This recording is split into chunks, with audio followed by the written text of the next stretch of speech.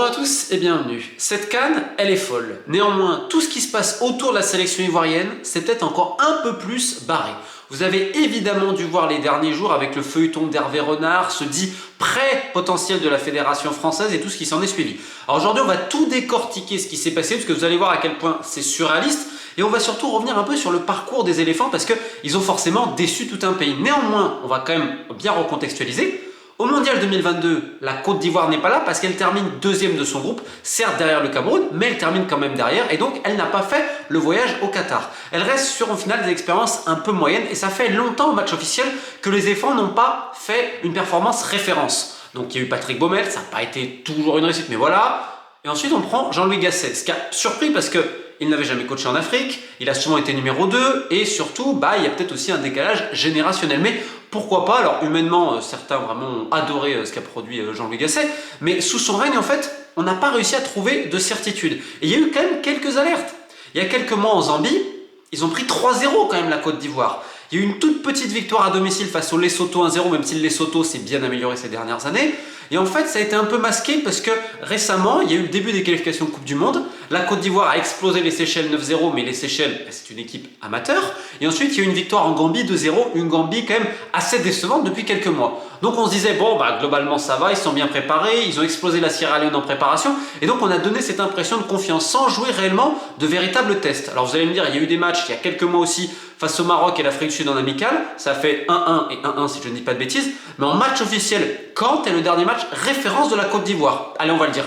C'était il y a à peu près un an, je crois, victoire aux Comores, parce que c'est très dur d'aller gagner à Moroni. Et encore, à l'époque, les Comores, il y a une petite crise. Et là, c'est vrai que c'était pas mal. Le problème d'ailleurs, c'est qu'on a essayé plein de paires, notamment en défense. On n'a pas réussi à trouver de gardien, on a fait revenir des mecs. Et c'est un peu comme au Cameroun, les individualités ont primé sur, on va dire, un système. Il y a eu tous les caprices des mecs qui viennent pas et puis qu'à l'approche des CAN, ils arrivent et tout. Et donc, au bout d'un moment, on dit OK, et on va mettre les noms avant tout. Ensuite, il y a eu tout l'imbroglio vis-à-vis de Wilfried Zaha, qui finalement ne fait pas la CAN. Enfin, il y a beaucoup de mecs en sélection qui se sont fait désirer et la fédération a dit OK. Pourquoi? Parce qu'elle fait également le pari du tout binational, un peu au détriment du football local et national sur la formation. Mais ça, ce n'est pas de cette fédération, c'est un concept plus global. Et l'autre souci, c'est qu'il y a pas mal de mecs qui ont fait les qualifs. Soit ils ont été blessés, soit par des choix, mais ils sont plus là. Mais ça a été des cadres. On peut penser à des Cornet, on peut penser à des Belly derrière, même des mecs comme Aoulou, je crois qu'il y était, Gbamin qui a fait un petit passage à Strasbourg, Doumbia, Hassan Kamara, Diomandé de l'OL. Enfin, si vous voulez, je peux vous citer plein de joueurs en fait qui ont fait récemment, puis qui repartent, etc. Et si tu remarques, tu n'as pas du tout de stabilité. Même là, dans les 3 matchs de la CAN, offensivement, on a changé à chaque fois pour même tenter un Pépé Kouamé un peu devant. On a vu que c'était peut-être pas forcément tout ça. On a eu un problème sur l'intégration d'Aler, mais surtout, avant de parler de l'attaque, on va parler de la défense parce que ça date d'avant la CAN. Il y a un souci défensif. Alors, le gardien, est-ce que la Côte d'Ivoire a vraiment trouvé, là avec Fofana d'Angers? On va voir sur la durée, ça reste un jeune gardien. Néanmoins, en défense, parce que tu mets Conan, tu mets Ndinka, à un moment donné, tu vas remettre un Boli, tu vas mettre un Singo, Pinon, tu vas mettre Aurier. En fait, tu n'as pas trouvé ton assise défensive. Et plus que ça, tu te dis, en gros, tu vas baser ton équipe sur un milieu de terrain, c'est vrai, avec 3 noms, Sangaré, Kessié et Fofana. Donc sur le papier, tu te dis super. Sauf qu'il y a un souci. Ces mecs-là, ils ont quasiment jamais joué ensemble. Sangaré, il sort peut-être pas, voilà. Il avait une énorme hype il y a 1 ou 2 ans. Fofana, là, ça s'est pas très bien passé en Arabie Saoudite. Et Kessié, on n'a pas besoin de le présenter. Sur le papier, ce sont des super joueurs évidemment, sauf que ça te demande des automatismes. Tu peux pas du jour au lendemain, hop, on va rajouter des mecs et on va y arriver. Surtout que devant, tu fais que changer. Des fois, tu as des ailiers, des qui rentrent, des fois non. Enfin, alors ok, tu as Crasso qui est là, on met le petit, comment il s'appelle, le petit Diakité de Reims, mais tu n'as aucune stabilité. Donc en fait, tu as mis les noms. Et ensuite, il y a ces 3 matchs-là. Guinée équatoriale, je vais le répéter, bonne entrée en matière. Sauf que si Mama Baldé il a droit en face, déjà à la mi-temps il y a ces problèmes d'erreur individuelle et de concentration et tactique. Et surtout des fois tu as l'impression que tu peux rentrer dans la défense ivoirienne comme dans du beurre. Ensuite, le véritable tournant de la CAN, c'est le match face au Nigeria. Parce que ça c'est le gros match, le Nigeria sort d'une petite performance quand même face à la Guinée équatoriale, mais ça avait manqué de réalisme. Et globalement tu produis pas grand chose. Le match il est quand même intéressant, on a vu que le Nigeria ce sera un prétendant très sérieux pour le titre.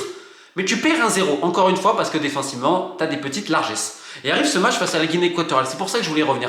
Parce que 4-0, c'est énorme. Mais on va pas enfoncer non plus trop les éléphants, de dire c'est une catastrophe. La première période, elle est bonne, je suis désolé. C'est juste qu'ils n'arrivent pas à marquer, ils ont ce problème de réalisme des 2 côtés du terrain. Et après, ils prennent un coup franc de fou furieux. Alors, c'est vrai, l'ouverture du score, elle est honteuse. Défensivement, c'était honteux. Mais ils prennent un coup franc de malade et derrière, les mecs, blackout total. Ce qui évidemment a fait réagir, parce que tu prends 4-0, ça avait quasiment t'étais au bord du précipice, notamment à cause du goal average, et personne n'avait jamais vu ça. Alors après, il y en a qui vont te dire le blocus mental, la préparation, c'est le 2-0, boum. Parce qu'à un moment donné, ils ont quand même les occasions. Il y a 2 buts hors jeu, on fait pas grand-chose. Enfin, ils font pas un mauvais match offensivement, les Ivoiriens, pendant un moment. C'est pour ça qu'il faut pas jeter tout, t'as la poubelle. Le problème, c'est que tu prends 4-0 au final, c'est ce que les gens vont retenir. Et parce que mentalement, tu n'y étais plus, parce que collectivement aussi, il n'y a pas quelque chose, tu vois, c'est pas comme le Cameroun qui peut prendre 2-3-0 et tu sais qu'ils sont capables de revenir. Le problème dans cette équipe, souvent, c'est que ça baisse la tête. Et là, c'est encore plus surréaliste parce que Jean-Louis Gasset va démissionner. Et pour le coup, c'est tout à son honneur. Est-ce qu'il avait fait les bons choix et tout? Visiblement, non, il y avait un souci, et on l'a vu même dans la gestion des émotions. Il était en panique parce qu'à un moment donné, on leur a mis une énorme pression à ces éléphants. Je rappelle que le Premier ministre était venu la veille du match, etc. Tu te demandes si, en effet, dans cette gestion, ça a marché. Et là, Gasset va démissionner alors que les éléphants ne sont pas encore officiellement éliminés, ce qui est assez surréaliste. Et là, on te dit Emers Faé, ok. Et en fait, la fédération se dit, ok, on va essayer de faire venir Hervé Renard, c'est l'histoire du fameux prêt. Alors Hervé Renard, il a été appelé par le président de la fédération, M. Diallo, qui est sous le feu de vives critiques parce qu'il a également un rôle au COCAN, le comité d'organisation. On a fait une vidéo à ce sujet-là. Et en effet, la politique de la fédération ivoirienne, alors elle ne date pas de Diallo, elle date depuis très longtemps. On en avait parlé un petit peu. Malheureusement, elle est bien vérolée. Je pense qu'il y a certaines personnes qui avaient essayé de récupérer la fédération qui peuvent en témoigner. Toute la mafia du foot. Attention, ce que j'ai en Côte d'Ivoire, c'est pareil pour la France, c'est pareil pour plein d'autres pays à travers le monde, la Colombie, malheureusement, c'est le système foot qui veut ça.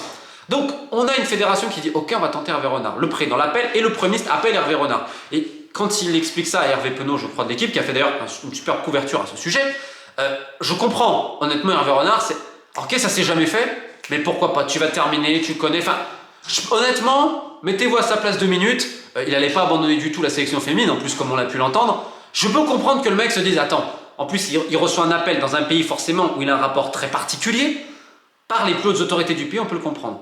Et là va arriver un truc encore plus surréaliste, c'est que donc discussion avec la fédération française, c'est vrai que ça ne t'est jamais arrivé, et en fait ça va échouer pour une question d'argent, parce que la fédération française au début, bon, elles se disent, ok, ils ne réagissent même pas, non, ils réagissent en termes d'image, et derrière ils ont pensé à un truc, c'est le pognon, combien vous nous donnez? Mais alors là, par contre, c'est...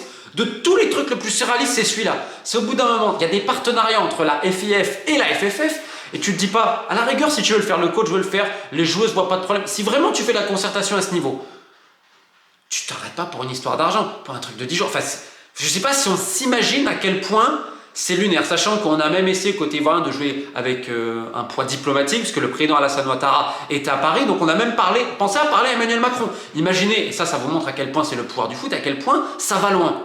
Donc finalement, ça se fait pas. Hervé Renard l'explique et tout, et Jean-Michel Aulas te le dit tranquillement dans l'équipe.